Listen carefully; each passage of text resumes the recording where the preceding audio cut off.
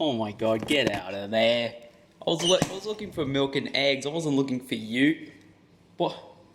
Oh, you want to learn? Oh, right. Yeah. So you want to learn how to get products in, from your Chinese supplier to Amazon Australia. Well, I don't know why you're sitting in the fridge, and that's a pretty weird thing to be thinking when you're sitting in a fridge. But you know what?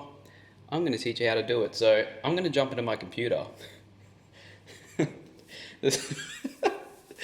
That's the worst start to a video I've ever done. Anyway, we're gonna jump into my computer. I'm gonna show you guys how to do it. Hopefully it got your attention anyway, so let's get straight to it. This is gonna be another very important video now. If you're watching this on YouTube, you guys are lucky because this video here is the exact same video that is usually just for members in the course, but because it's so widely needed, obviously everything in the course is needed, but this is just one of these videos that I think can be okay with putting out to the public because it can give a lot of value to you guys while still, validating the people, that are in the course. So, we're going to get right into it. And I've got another video on YouTube here which shows you how to do the US version. This one is for Amazon Australia. It's a tiny bit different. There's a few different options. But I'll run you guys through and I'll show you guys how to do it. Apart from that, the other thing that I'm going to show you in this video, which you'll probably see in the title, is how to get your FBA SKU or your FN SKU. If you guys don't know what that is, basically you've got your UPC code, and then there's another option. There's like a second barcode essentially, which you get for free. You don't have to pay for it.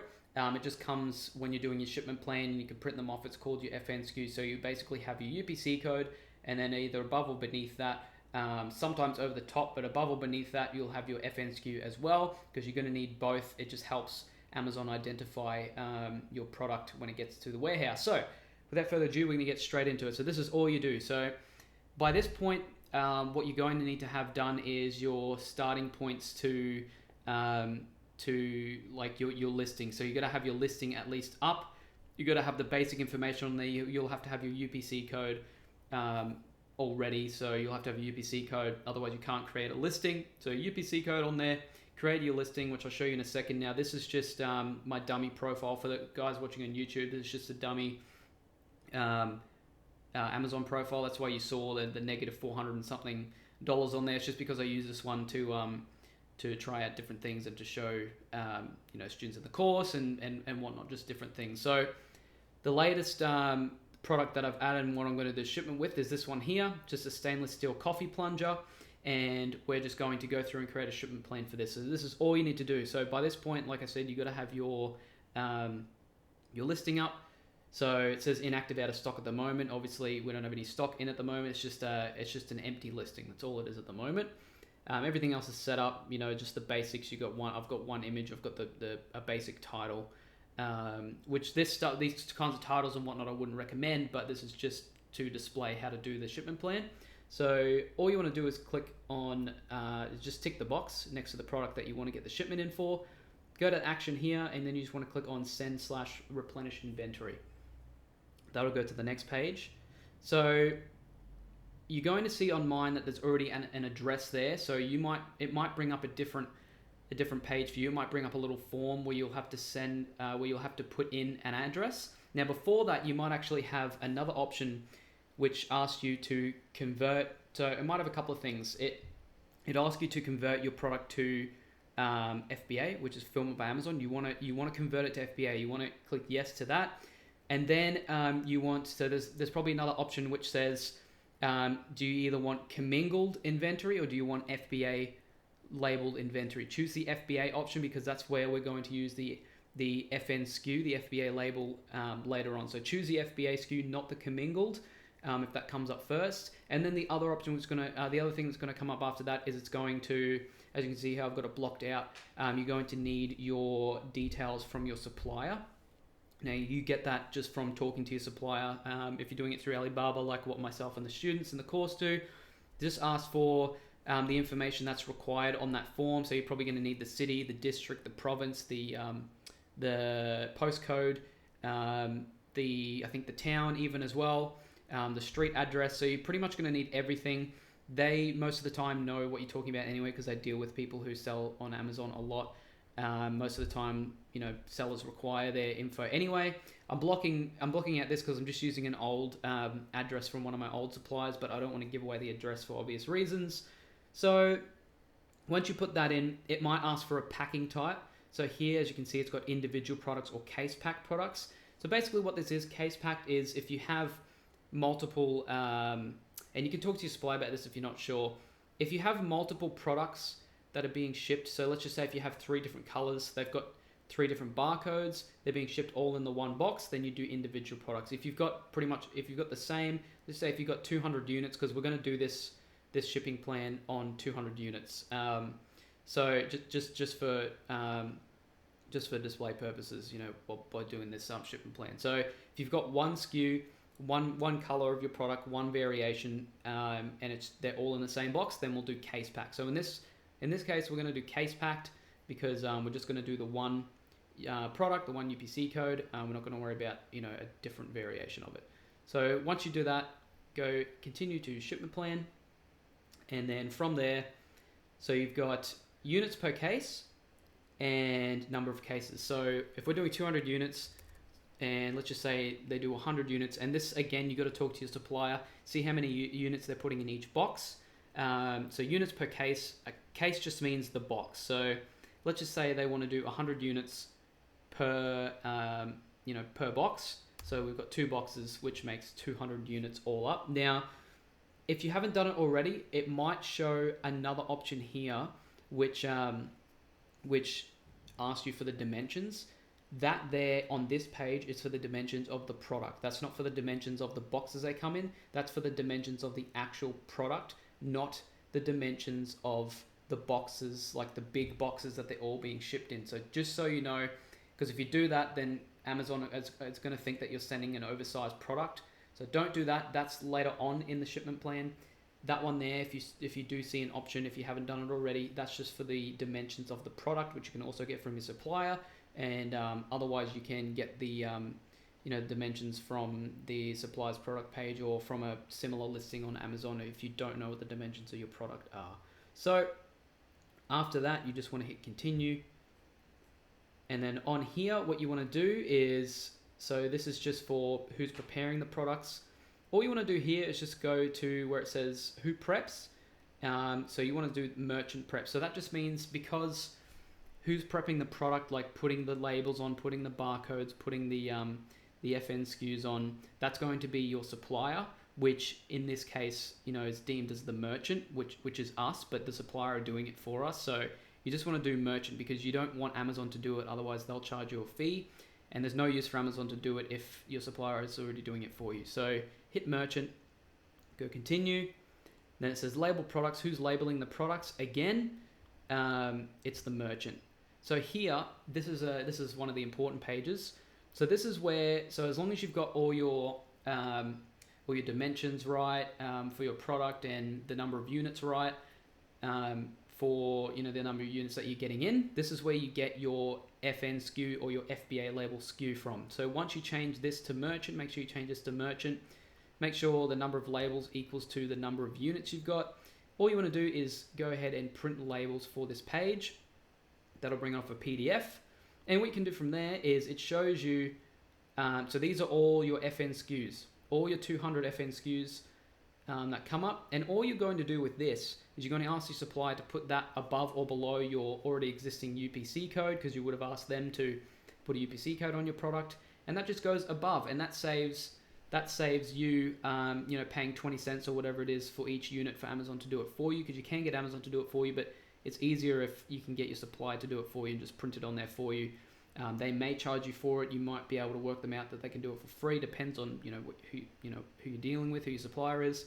But that's all you need for that. So that is the PDF file you need. Usually, you can even just send them one if you want, or you can send them all over and just say, hey, look, this needs to go above the UPC code for the Amazon Fulfillment Center. And a lot of the time, they'll know what you're talking about anyway. So that's what that is there. It's very important. Because it helps, like I said before, it helps Amazon determine what your product is. So they know, what the product is, who the seller is, and it's a lot better than just having your UPC code there. It's better having those two barcodes, the UPC and the FN SKU or FBA label, whatever you want to call it. So after that, you just want to go ahead and hit continue. And then here, so this is naming your shipment. So let's just say here, in this case, we just want to say coffee plunger _01 because obviously this is just to make it easier for you on the back end. So I'm just going to name it coffee plunger 01. It's pretty much all you need to do for that side. Then from there, you want to go ahead and hit approve shipment. So this next page should be where you actually do the dimensions of your boxes, your big boxes, which your supplier is going to be sending it in. So once this comes up, so it's just validating the plan. Okay, there we go. So you want to make sure that this is right. Yep, shipment name, yes. Don't worry about the shipment ID. So MS SKUs, that just means that you've got one SKU. There's no variation.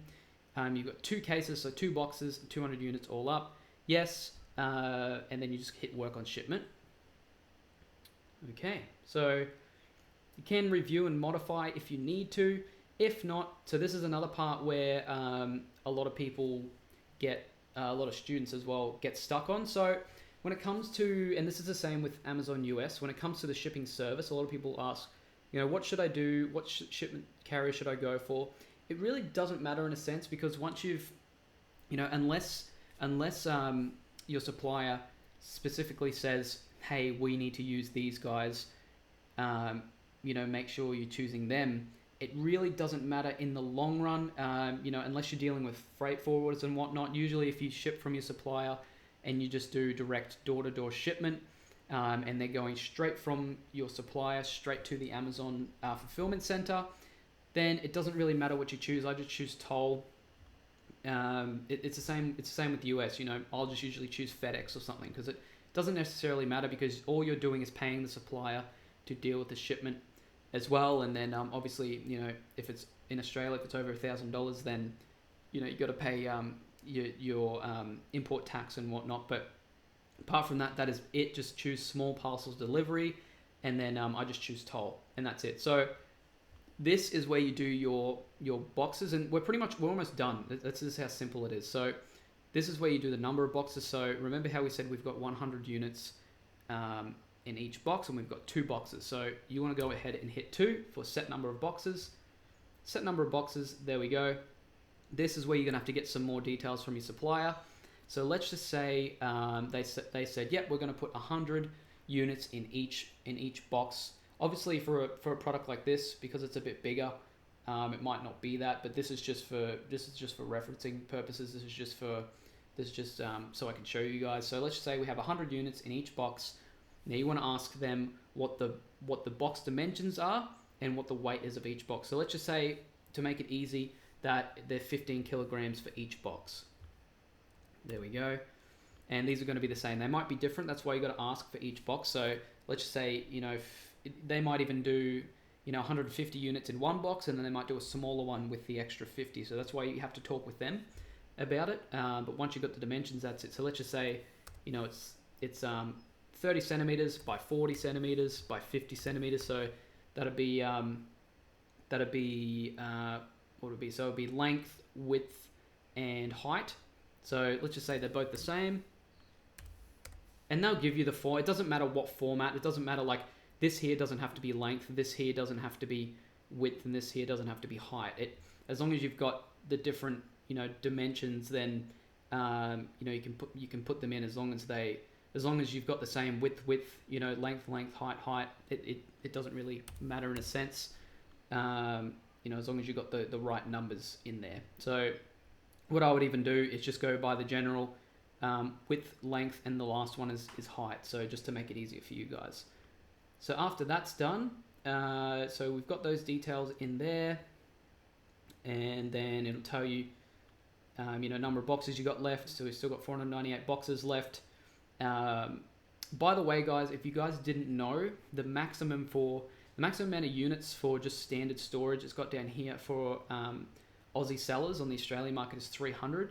Now, I have been told you can just get in contact with them, because usually what happens if you have a good seller record over time, it just can grow automatically. You can, like, the limit can be lifted, but I have been told you just can get in contact with Amazon seller support, and like, if you want to go to 500 units, you can ask them to do that. They can do that for you as well. And then your oversized storage, you've got 100 units there as well. That just goes by the amount of space that's in the warehouses and what a general seller can have when first starting out. But like I said, I've been told that you can go and get in contact with Amazon seller, and they can lift that for you if you want to get more units in. So apart from that, guys, the last bit of this is what you'll need to do is print off your box labels. So I just keep I just keep the 99 by 105 millimeters A4 paper. There's no need to change it. And then all you got to do from here is just go print box labels. So before you do this, make sure that all these details are right, because that's what's going to print on these box labels. Make sure that your address is right. Make sure that all your details are right, because this is what's going to go on the box labels. So you go ahead and go print box labels. So, and then it's going to go to another PDF file. And then that's it. So you only need 2, because remember how we've only got 2 boxes? If you had 6 boxes, there'd be 6 of these labels. And this is basically what you're doing is sending this PDF to your supplier as well. And all they're going to do is print it off and slap it on the box. And that's what they're going to send over to Amazon. Because then when it gets to Amazon, they're going to scan up that barcode, and they're going to scan into the system, and they're going to say, okay, these are this product. We've got this amount of units in. Cool. We've seen what this listing is for. The shipment plans here, it matches everything, and then they're pretty much ready to, receive it in the warehouse. So that's pretty much it. And then after that, all you're going to do is just hit complete shipment. And then I don't worry about this too much. You can enter a tracking number if your supplier gives you a tracking number, but that is pretty much it. And then once it's shipped from your supplier, you can just hit mark as shipped, and then from there, basically all that happens is it depends on how long your supplier takes to ship it. Once it's at the Amazon warehouse and they start receiving your units, you'll get an email for whatever your seller email is, and then it'll tell you that they're working on the shipment. They're receiving the units as well. And don't be worried if you go into your account once they start receiving units, and let's just say you ship 200 units, but it says there's only 50 available. Don't worry, just wait a few more days, maybe up to a week, because they're still receiving the shipment, but eventually they'll all be available. But as soon as the shipment's inbound into the warehouse, and you've got available units, your listing should pretty much be active not too long after that, and you're pretty much ready to sell. But that's all there is to doing a shipment plan, guys. It seems like a longer video, but there's really not much to it. Once you do this more and more, it'll be very, very easy for you guys. But apart from that, I hope you guys enjoyed this video.